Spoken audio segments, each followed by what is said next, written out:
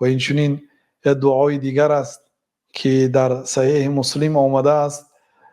پیامبر صلی الله علیه و سلم پیش از سلام دادن پناه می جستن از 4 چیز. می گفتن که اللهم انی اعوذ بک من عذاب جهنم، ای الله من به تو پناه می طلبم از عذاب جهنم، یکی از طبقه های دوزخ، و من عذاب القبر، و از عذاب قبر، و من فتنه المحیا و الممات، و از فتنه زندگی و از فتنه مردن، یعنی از بلاهایی که در زندگی هست و از بلاهایی که در وقت مردن و بعد مردن میشد، از آن پناه میطلبم.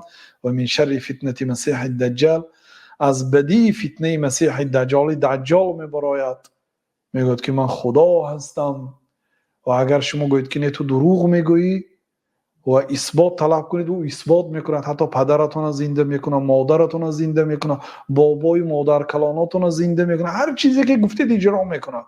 الله تعالی برای و همین صفات ها رو قدرت میتید تا اینکه این فتنه هست. از این فتنه پیامبر صلی الله علیه و سلم پناه طلب کردن. و ما من نبی، یگان پیغمبری نیست که امتی خود را از فتنه مسیح دجال پناه، یعنی که حذر نکنانیده باشد. گفتم و پیامبر صلی الله علیه و سلم چنان میترسانیدن صحابه ها را از فتنه مسیح دجال که آنها فکر میکردن که حاضر است همین در بین از بین خرمزار میبراید. گفته و در هر نمازشان پیش از سلام از فتنه مسیح دجال پناه میطلبیدن، یعنی که پیش از سلام هم در نمازهای فرض هم در نمازهای سنت نافله این دعا رو میگفتن.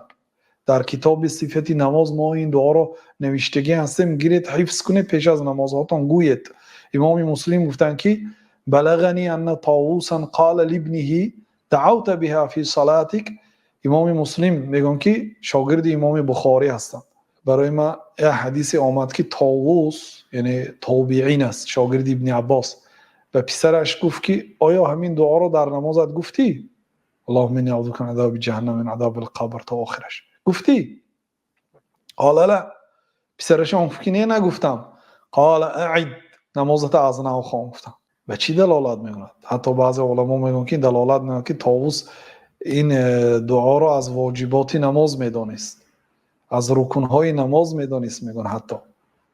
و بعضی ها میگن که نه، این برای آداب دادن فرزندش بود که این دعا رو فراموش نکند. یعنی در نمازهاتون دعا کنید که الله برای شما یاری دهد، برای ذکرش و برای شکرش و برای خوب و زیبا الله تعالی را بندگی کردن، حلال و پاک زندگی کردن واقعا مشکل است، الا اگر الله تعالی یاری دهد.